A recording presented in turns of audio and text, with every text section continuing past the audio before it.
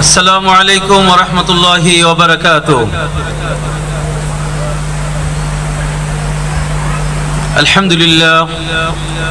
الحمد لله نحمده ونستعينه ونستغفر ونعوذ بالله من شرور أنفسنا ومن سيئات أعمالنا. من يهده الله فلا مضل له ومن يضلله فلا هادي له. وأشهد أن لا إله إلا الله وحده لا شريك له وأشهد أن محمدا عبد الله ورسوله. أما بعد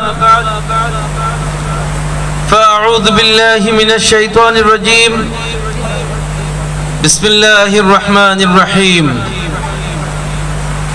يا أيها الذين آمنوا اتقوا الله حق تقاته ولا تموتن إلا وأنتم مسلمون. وقال سبحانه وتعالى: وهذا كتاب أنزلناه مبارك. وقال النبي الأمين صلى الله عليه وسلم: خيركم من تعلم القرآن وعلمه. মার্কাজ ওমর ইবনুল খাত্তাব রাদিয়াল্লাহু আনহু তাহফিজুল কোরআন মাদ্রাসার আয়োজিত অধ্যকার এই মাহফিলের সম্মানিত সভাপতি, অত্র মার্কাজের মান্যবর মুহতামিম হাফিজ উস্তাদ মাসউদ রহমান আমাদের মাঝে উপস্থিত রয়েছেন। ধামরা ইউনিয়নের সকলেরই অত্যন্ত প্রিয় সৎ নিষ্ঠার প্রতীক মাননীয় চেয়ারম্যান আলহাজ শাহাবুদ্দিন সাহেব, উপস্থিত উলামায়ে কেরাম এবং ইতিমধ্যে আমরা জানি আমাদের মাঝে উপস্থিত হয়েছেন আজকের প্রধান অতিথি। আজকের প্রধান অতিথি ইসলামপুর হাফিজুল উলুম মাদ্রাসার মাননীয় মুহতামিম সাহেব, হাফেজ কারি খুরশিদ আলম সাহেব। সকলের প্রতি শ্রদ্ধা রেখে আমি খুব সংক্ষিপ্তভাবে কয়েকটি কথা আপনাদের সামনে রাখতে চাই। সত্যি আজকে এত সুন্দর একটি অনুষ্ঠানে আসতে পেরে নিজেকে ধন্য মনে করছি। ধন্য মনে করার সবচেয়ে বড় কারণ হলো এটি হলো মহাগ্রন্থ আল কোরআনের একটি বাগান। এই বাগানে একদল ভ্রমর এসেছে, তারা কোরআনের মধু আহরণ করার জন্য। আর ওস্তাদগণ সব সময় সে মধু দিয়ে যাচ্ছেন। এমন সুন্দর একটি প্রতিষ্ঠান, যে প্রতিষ্ঠানে চারদিকে শুধু সুন্দর আর সুন্দরের খোঁজ আমরা পাই। মুআজ্জাজ হাজিরিন, মহাগ্রন্থ আল কোরআন থেকে একটু সামান্য তেলাওয়াত করেছি আপনাদের সামনে। এর উপরে দু চারটি কথাই রাখতে চাই। আজকে আমাকে আপনারা এই মহতি মাহফিলে প্রধান আলোচক করে আমাকে যে সম্মান দিয়েছেন, সত্যিকার অর্থে এর যোগ্য আমি নই। তারপরেও যে আহ্বান আপনারা জানিয়েছেন তার প্রতি সম্মান রেখে এই দুটো কথা আল্লাহ রাব্বুল আলামিন ইরশাদ করছেন: ওয়াহাদা কিতাবুন আনজালনাহু মুবারাক। এই সেই মহাগ্রন্থ আল কোরআন, যার ব্যাপারে রব্বুল আলামিন অনেক অনেক সনদ দিয়েছেন, সার্টিফিকেট দিয়েছেন। তার মাঝে আমি খুব অল্প, অত্যন্ত সারগর্ভমূলক যে বক্তব্যটি মহাগ্রন্থ আল কোরআন থেকে আপনাকে শোনাতে চাই। রব্বুল আলামিন এই কোরআনকে বলছেন এটি সেই কিতাব যেটিকে আমি আল্লাহ বরকতময় করে নাজিল করেছি। মনে রাখবেন, মহাগ্রন্থ আল কোরআনের সবটাই বরকত।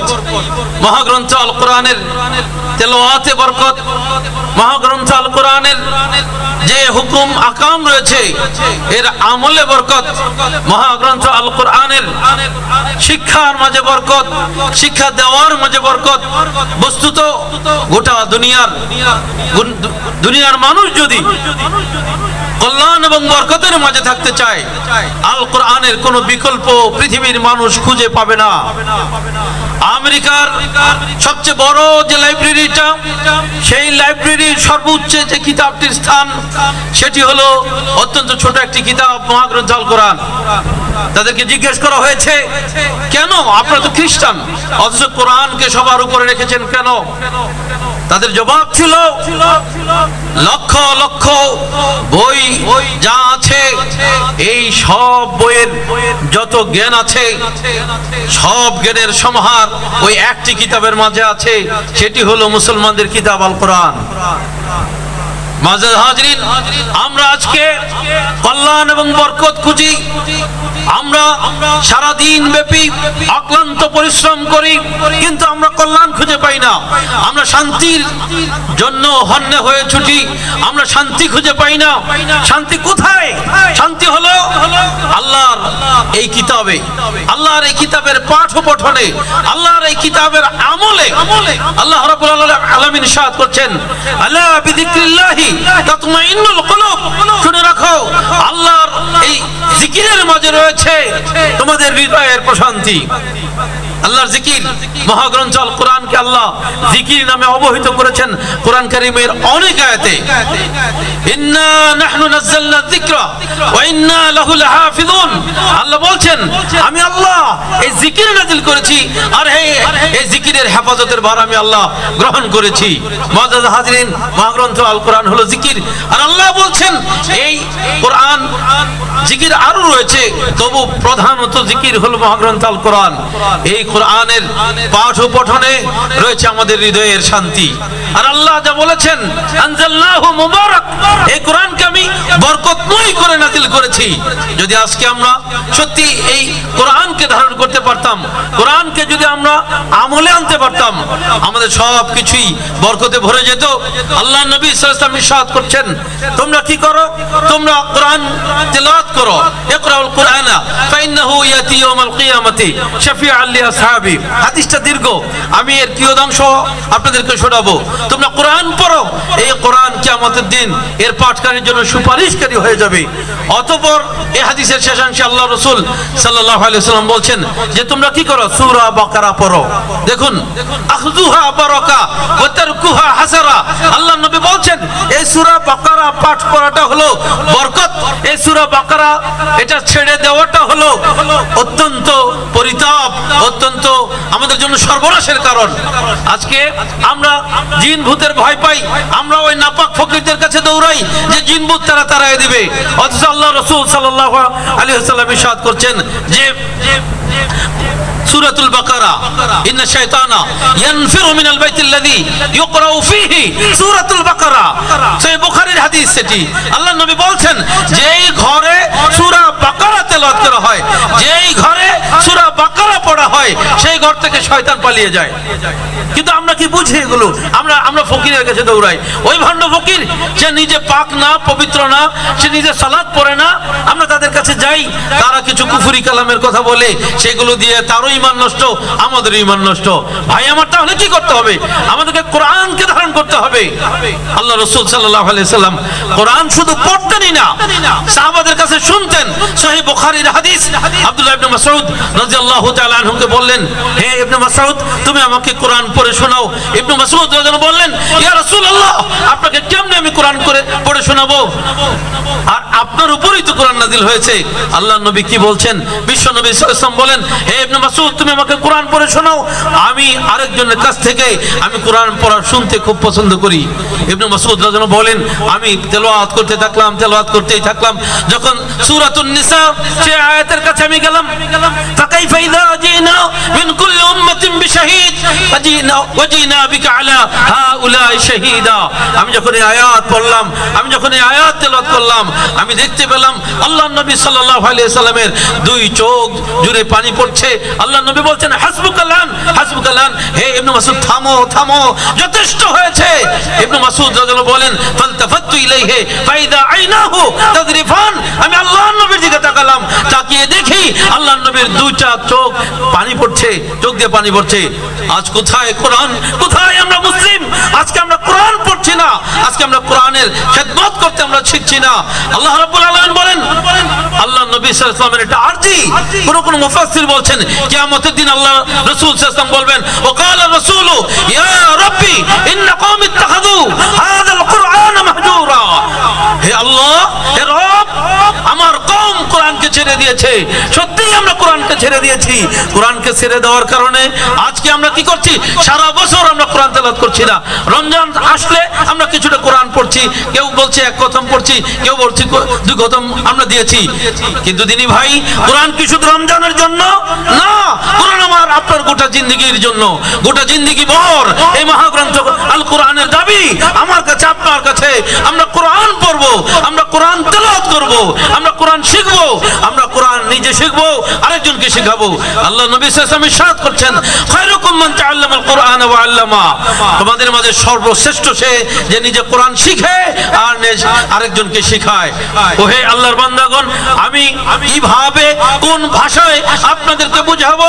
আজকে আপনারা যারা অভিভাবক আছেন, আমাদের সম্মানিত শিক্ষক জনাব মাহমুদুল হাসান হাদিস আপনাদেরকে শুনিয়েছে, আপনাদের মর্যাদার কথা কিছু বলেছে, কিন্তু সবচেয়ে বড় যে জিনিস সেটি আপনি মনে রাখবেন, আজকে সারা আমার সমাজ, আমার দেশ এবং গোটা বিশ্বব্যাপী যখন চারিত্রিক অধঃপতনের চরম অতলে গোটা জাতি, গোটা বিশ্ব যখন তলিয়ে যাচ্ছে, তখন একমাত্র এই বিধ্বস্ত মানবতাকে মানবতার মর্যাদায় উঠিয়ে তোলার জন্য মহাগ্রন্থ আল কোরআনের কোনো বিকল্প নাই। যিনি ভ্রাতৃমণ্ডলী ইব্রাহিম আলাইহিস সালাম, ইসমাঈল আলাইহিস সালাম মহান আল্লাহর কাছে দোয়া করেছিলেন, রব্বানা ওয়াবআস ফীহিম রাসূলান ইয়াতলু আলাইহিম আয়াতিকা ওয়া ইউআল্লিমুহুমুল কিতাবা ওয়াল হিকমা, হে আল্লাহ, রব্বানা ওয়াবআস ফীহিম রাসূলা, তুমি তাদের মাঝে একজন রাসূল দাও, যে রাসূল কি করবে? তাদেরকে ইয়াতলু আলাইহিম আয়াতিকা, আপনার আয়াত পড়ে শোনাবে, ওয়া ইউআল্লিমুহুমুল কিতাবা ওয়াল হিকমা, তাদেরকে কিতাব শেখাবে, তাদেরকে হিকমত শেখাবে। এই মহাগ্রন্থ আল কোরআনের মধ্য দিয়ে, এর পাঠের মধ্য দিয়ে, এর তেলাওয়াতের মধ্য দিয়ে, এর হুকুম বিধানকে মানুষকে গ্রহণের যেই উদ্বুদ্ধকরণ, তার মধ্য দিয়েই আল্লাহ নবী সাল্লাল্লাহু আলাইহি ওয়াসাল্লাম আরবের সেই জাহেলিয়াতের সমাজে একটা বিভীষিকাময় শতাব্দী ব্যাপীকার জাহালাত অন্ধকার, যেখানে সেখানে সোনালী সূর্য উঠিয়ে দিয়েছিলেন, সেখানে মানুষ পৃথিবীর সর্বশ্রেষ্ঠ মানুষের রূপান্তরিত হয়েছিল। এটা কিসের বদলে? এটা হলো মহাগ্রন্থ আল কোরআনের বদলে। আজও যদি আমরা কোরআনকে ধারণ করতে শিখি, আজও যদি আমরা কোরআনকে পড়তে জানি, কোরআনকে শিখতে জানি, কোরআনকে বুঝতে শিখি, কোরআনের আমল যদি আমরা নিজের জীবনে, পারিবারিক জীবনে, সামাজিক জীবনে, রাষ্ট্রীয় জীবনে এর কায়েম, এর বাস্তবায়নে যদি আমরা আত্মনিয়োগ করতে পারি, ইনশাআল্লাহুল আজিজ এই কোরআন আমাকে আপনাকে দুনিয়ায় যেমন কল্যাণ দিবে, আখিরাতেও কল্যাণ দিবে। সে কথাই আবার বলে শেষ করছি, ওয়া হাযা কিতাবুন আনজালনাহু মুবারাক, মহান আল্লাহ বলছেন এটি সেই কিতাব যেই কিতাবকে আমি আল্লাহ বরকতময় করে নাযিল করেছি। সুতরাং আসুন আল্লাহর দেওয়া সেই বরকতকে আমরা দুই হাতে ধারণ করি। এই মার্কাজ ওমর ইবনুল খাত্তাব সেই কাজটি করে যাচ্ছে। এই মার্কাজ ওমর ইবনুল খাত্তাবকে সহযোগিতা করা, সার্বিকভাবে আমার সন্তান দিয়ে, আপনার সন্তান দিয়ে, এবং যেভাবে পারি, এটা আমাদের নৈতিক দায়িত্ব। আজকের এই সুন্দর প্রোগ্রাম, 19 জন ছাত্রকে আমি শুনেছি আজকে দিস্তারবন্দি করা হবে, পাগড়ি দান করা হবে। এটি কত বড় গৌরবের কথা, কত বড় গৌরবের মুকুট আজকে তাদের মাথায় পরিয়ে দেওয়া হবে। তারা মহাগ্রন্থ আল কোরআনকে বক্ষে ধারণ করে নিয়েছে, তারা কোরআনের পাখি হয়ে সারা দেশে ছড়িয়ে পড়বে। তারা কোরআনের তেলাওয়াত মানুষকে শোনাবে, কোরআন পড়ে পড়ে মানুষকে পবিত্র করবে। আল্লাহ রাব্বুল আলামিন আমাদের সকলকে কবুল করুন। আসসালামু আলাইকুম ওয়া রাহমাতুল্লাহি ওয়া বারাকাতুহু।